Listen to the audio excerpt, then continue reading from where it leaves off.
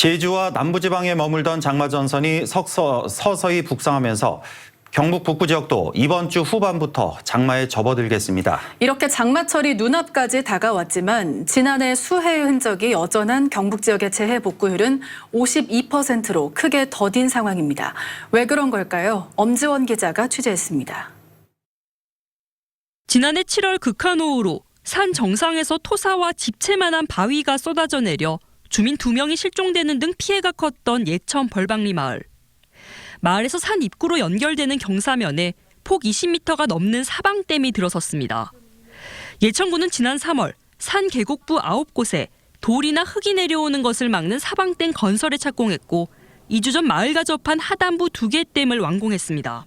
나머지는 곧 일주일 이내에 완료, 그리고 최종적으로는 7월 초중순 정도 되면은 전체가 다 완료가 될 수 있습니다. 하지만 마을은 아직 어수선합니다. 흙먼지에 덮인 채 골조만 앙상하게 남아있는 집들이 여러 채.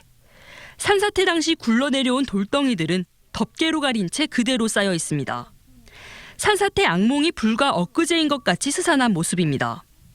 복구에 손을 놓고 있는 걸까?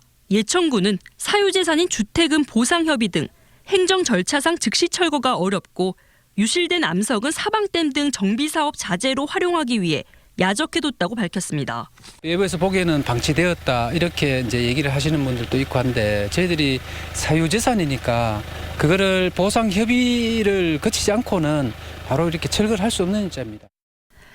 예천의 재해 복구율은 54.2%, 경북 전체로 넓혀봐도 크게 다르지 않습니다.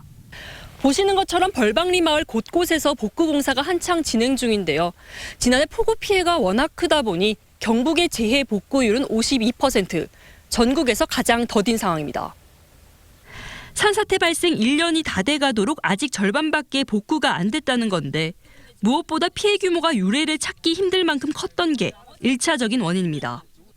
지난해 경북의 호우 피해 건수는 전국 피해 건수의 무려 30%를 차지하면서 복구 대상 지역이 경북에 집중됐고 건당 피해 규모도 타 지역보다 컸습니다.